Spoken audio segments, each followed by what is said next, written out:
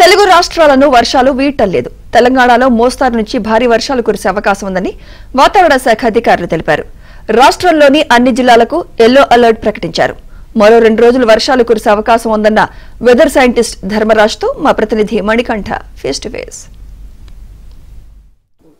2 తెలుగు రాష్ట్రాలను వర్షాలు వీడటం లేదు. ప్రస్తుతం తెలంగాణ వ్యాప్తంగా మోస్తరు నుంచి భారీ వర్షాలు కురిసే అవకాశం ఉన్నట్లుగా వాతావరణ శాఖ అధికారులు ఆదేశాలు జారీ చేశారు. ప్రస్తుతం మనతో పాటు వాతావరణ శాఖ సైంటిస్ట్ ధర్మరాజ్ గారు మనతో పాటు ఉన్నారు. తెలంగాణలో ఏ జిల్లాలకు ఏ అలర్ట్ ఉంది, అలాగే ఈ వర్షాలు ఎప్పటి వరకు కొనసాగుతాయి అనేది ఆయన మాటల్లోనే తెలుసుకునే ప్రయత్నం చేద్దాం. హైదరాబాద్ నగర వ్యాప్తంగా ఉదయం వేళ భారీ వర్షం కురిసింది. ప్రస్తుతం ఎండ అయితే కాస్తుంది. సో భిన్న వాతావరణం ఉందని చెప్పుకోవచ్చు. దీనికి కారణాలు ఏంటంటారు? ముఖ్యంగా చూసుకున్నట్లయితే నిన్నటి వరకు కూడా బంగాళాఖాతంలో ఏదైతే అల్పపీడనం కొనసాగిందో ఆ యొక్క అల్పపీడనం అనుసంధానంగా ఒక ద్రోణి అనేది ఇటు బీహార్ నుంచి విదర్భ నుంచి మన తెలంగాణ రాష్ట్రం వైపు రావడం వల్ల, వంగి ఉండడం వల్ల, ఒక విధంగా దక్షిణం వంపు తిరిగి ఉండడం వల్ల కూడా ఈ యొక్క వర్షం అనేది నిన్న రావడం అనేది చూడవచ్చు. సుమారు షేక్పేటలో 4 సెంటీమీటర్లు, ఈవెన్ బేగంపేటలో 3 సెంటీమీటర్లు, గోల్కొండలో కూడా 3 సెంటీమీటర్ల వరకు కూడా ఈ యొక్క సిటీలో కనుక చూసుకున్నట్లయితే ఈ యొక్క వర్ష తీవ్రత నమోదైంది. ఇంకా అధిక మొత్తంగా కూడా చూసుకున్నట్లయితే నారాయణపేటలో 7 సెంటీమీటర్ల వరకు కూడా వర్షపాతం అనేది నమోదైంది. ఇంకా సంగారెడ్డిలో 6 సెంటీమీటర్లు, అలాగే చూసుకున్నట్లయితే రంగారెడ్డిలో కూడా 5 సెంటీమీటర్లు, మేడ్చల్ మల్కాజ్గిరిలో 5 సెంటీమీటర్ల వరకు కూడా ఈ యొక్క వర్షపాతం అనేది నమోదైంది. సార్, అరేబియా సముద్రంలో శక్తి తీవ్ర వాయుగుండం తుఫాన్గా మారింది. సో దీని ఇంపాక్ట్ తెలంగాణ వ్యాప్తంగా ఎంత మేరకు ఉండబోతుంది? ప్రస్తుతం కనుక చూసుకున్నట్లయితే శక్తి తుఫాన్ అనేది ప్రస్తుతం పశ్చిమ అరేబియా మహాసముద్రంలో కొనసాగుతుంది. ఇది క్రమేపీ బలపడి ప్రస్తుతం వాయువ్య అరేబియా మహాసముద్రంలో ప్రస్తుతం కొనసాగుతూ వామన్, అలాగే చూసుకున్నట్లయితే పాకిస్తాన్ దేశాల వైపు కొనసాగే అవకాశం అయితే కనిపిస్తుంది.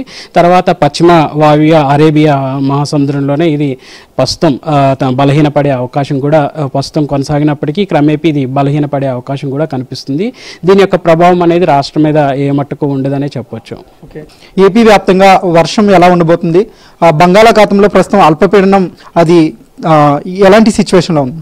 ప్రస్తుతం కనుక చూసుకున్నట్లయితే నిన్నటి వరకు కొనసాగినటువంటి అల్పపీడనం బీహార్ తదుపరి ప్రదేశాలకు ప్రస్తుతం ఇది భూమిని తాకి తదుపరి ఇది బలహీనపడే అవకాశం కూడా కనిపిస్తుంది.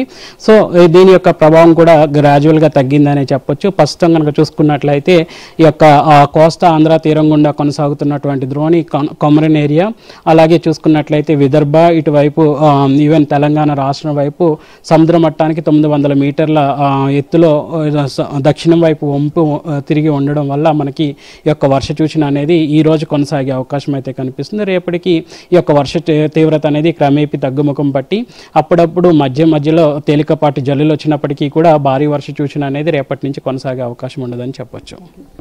సార్, రానున్న 2 రోజుల్లో హైదరాబాద్ వాతావరణం ఎలా ఉండబోతుంది? ముఖ్యంగా చూసుకున్నట్లయితే ఈరోజు హైదరాబాద్కి సాయంత్రం కూడా మనకి ఒక భారీ వర్షం అనేది ఉండే అవకాశం అయితే కనిపిస్తుంది. ఓవరాల్గా చూసుకున్నట్లయితే ఈరోజు వర్ష తీవ్రత కొనసాగి రేపటికి క్రమేపీ యొక్క వర్ష తీవ్రత తగ్గుముఖం పట్టే అవకాశం కనిపిస్తుంది. ప్రస్తుతానికి రాబోయే మరికొన్ని గంటల్లో హైదరాబాద్కి భారీ వర్ష సూచన ఉంటుందని అధికారులు అయితే చెప్తున్నారు. వీటితో పాటుగా అటు బంగాళాఖాతంలో ఏర్పడిన అల్పపీడనం కూడా అది ప్రస్తుతానికి బలహీనపడుతుంది. సో రానున్న 2 రోజుల పాటు మోస్తరు వర్షాలు కురిసే అవకాశం ఉన్నట్లుగా వాతావరణ శాఖ అధికారులు అయితే తెలుపుతున్నారు. వీడియో జర్నలిస్ట్ పవన్తో మణికంఠ, ఏబిఎన్ ఆంధ్రజ్యోతి, హైదరాబాద్.